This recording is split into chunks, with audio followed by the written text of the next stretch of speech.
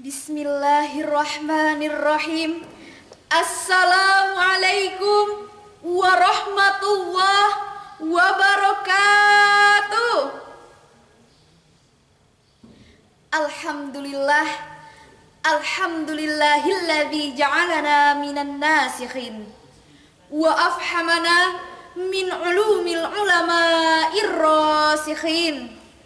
Ashhadu an la ilaha illallah wa ashhadu anna Muhammadar Rasulullah. Allahumma salli ala Muhammad wa ala alihi wa sahbihi ajmain. Amma ba'd. Hadirin rahimakumullah. Puji dan syukur mari kita panjatkan atas kehadiran Allah Subhanahu wa ta'ala yang telah melimpahkan rahmat dan karunia-Nya kepada kita semua. Salawat berbingkaikan salam semoga tersampaikan kepada Habibana Nabiyana Muhammad sallallahu alaihi wasallam. Adapun judul pidato yang ingin saya sampaikan adalah menebar maaf dan membangun kebersamaan. Hadirin rahimakumullah. Memaafkan adalah salah satu sifat yang mulia yang sangat dianjurkan dalam Islam.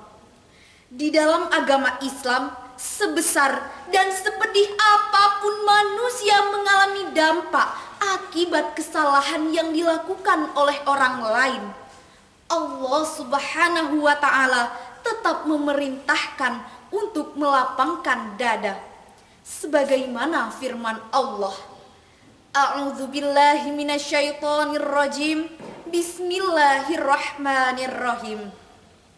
Wasari'u ila maghfiratin mir rabbikum wa jannatin arduhas samawati wal ardu uiddat lil muttaqin alladzina yunfikuna fis sarra'i wad dharra'i wal kadhiminal ghaiza wal 'afina 'anil nas wallahu yuhibbul muhsinin.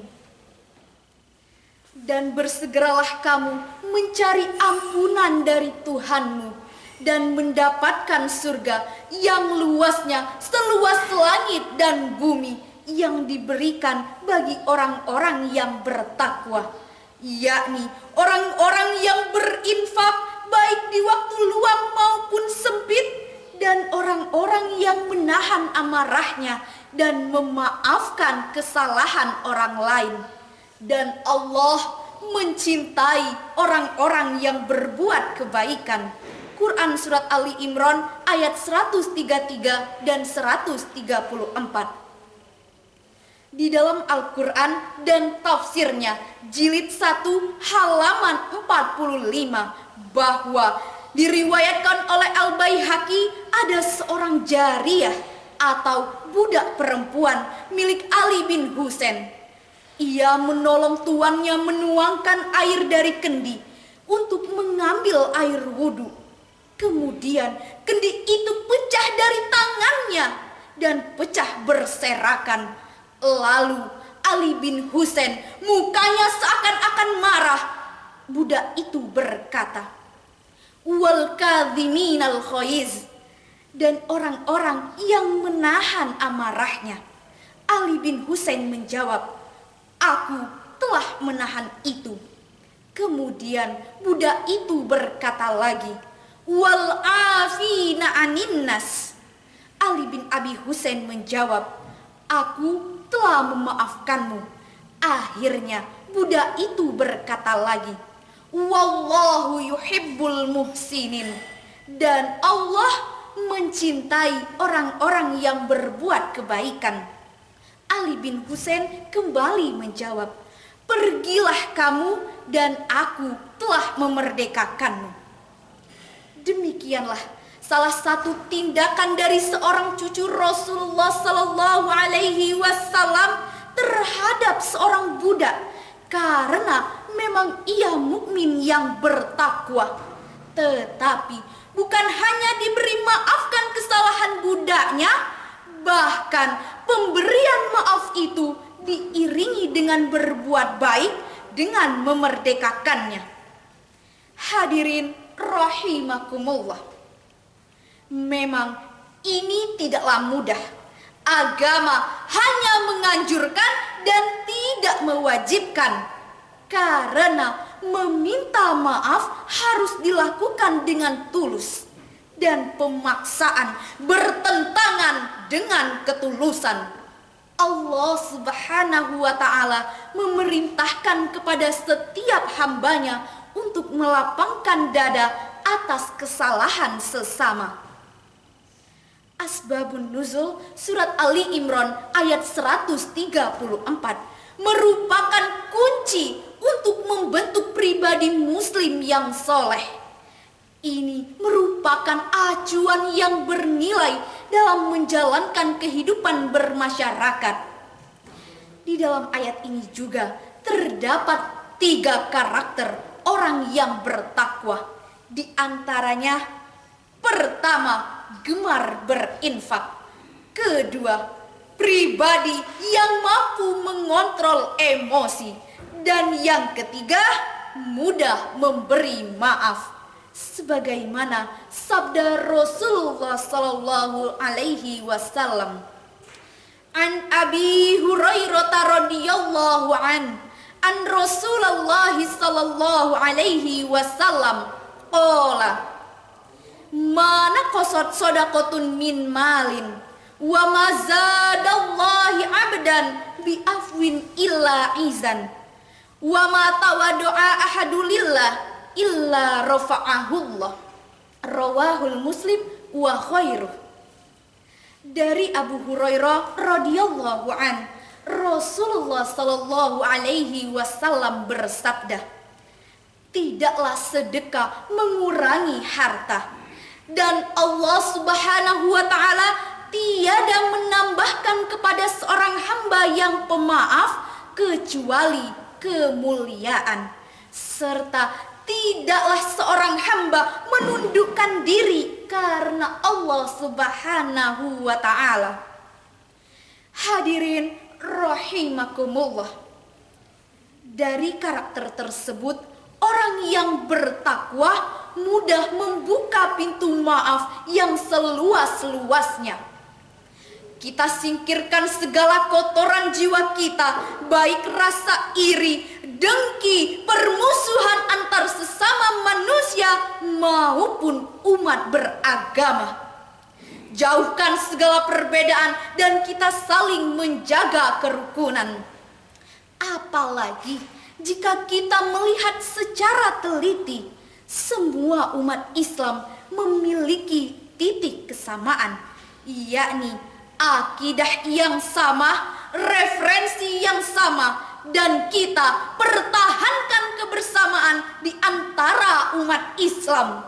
Sebagaimana Allah Subhanahu wa ta'ala berfirman, wa'tasimu bihablillahi jami'an wa la tafarraqu wazkuru ni'matallahi alaikum iz kuntum a'da'an fa'allafa baina qulubikum fa asbahtum bi ni'matihi ikhwana wa kuntum ala syafa hufratin minan nari fa anqazakum minha kadzalika yubayyinullahu lakum ayatihi la'allakum tahtadun.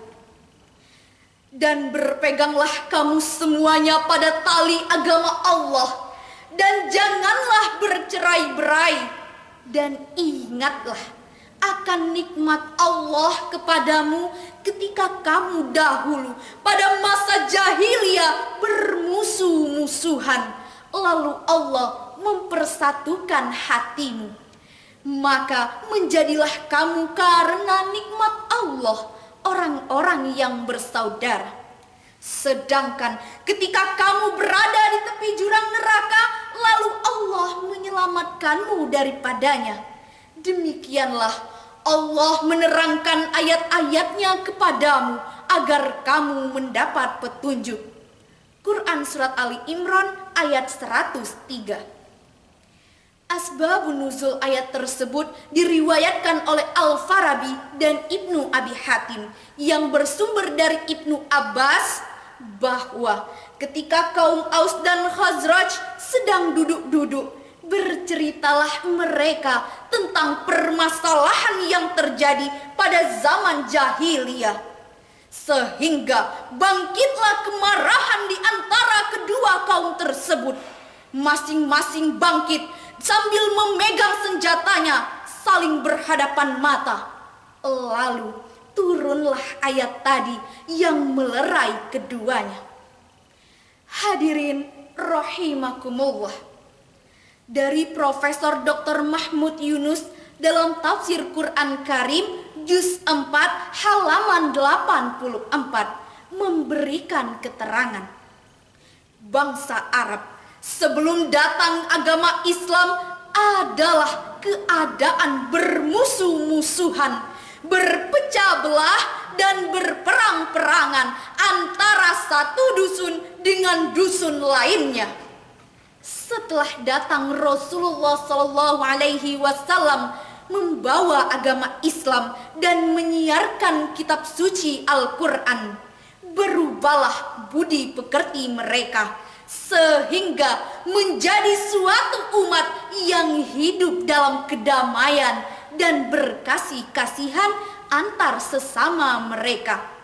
Sebabnya mereka berpegang teguh kepada kitab suci Allah, yakni Al-Quran. Hadirin rahimakumullah. Menurut Abu Abdullah Muhammad bin Ahmad bin Abu Bakar bin Far al-Ansari al-Ghazraji al-Andalusia al-Qurtubi, yang dikenal dengan Imam Syamsuddin al-Qurtubi, di dalam kitab tafsir Al-Qurtubi jilid 4 halaman 159. Ia menukilkan sebuah tafsir yang disenderkan pada Ibnu Mas'ud yang artinya, dari Abdullah Ibnu Mas'ud, wa'tasimu bihablillahi jami'an wa la tafarraqu. Ayat ini bermakna jamaah. Makna senada yang diriwayatkan oleh Taqi Ibnu Mukhalid, substansi ayat tersebut mengandung arti bahwa Allah Subhanahu wa Ta'ala memerintahkan bersikap lunak, toleransi atau ulfah, dan melarang bercerai-berai atau perpecahan. Karena sikap suka perpecahan adalah condong kepada kerusakan, sedangkan sikap jamaah atau bersatu adalah condong kepada keselamatan. Hadirin rahimakumullah. Oleh karena itu, dari uraian tersebut, mari kita menjaga diri kita agar mempunyai sifat pemaaf dan dijauhkan dari segala sifat yang merusak diri kita, seperti kesombongan, iri, dengki, dan lain sebagainya. Sehingga dengan kita menjaga diri kita, kita bisa menguatkan sudut-sudut kehidupan bermasyarakat yang aman, damai, dan penuh dengan kebersamaan. Hadirin rahimakumullah. Demikianlah yang dapat saya sampaikan. Lebih dan kurang saya mohon maaf, kepada Allah saya mohon ampun. Wabillahi taufiq wal hidayah. Wassalamualaikum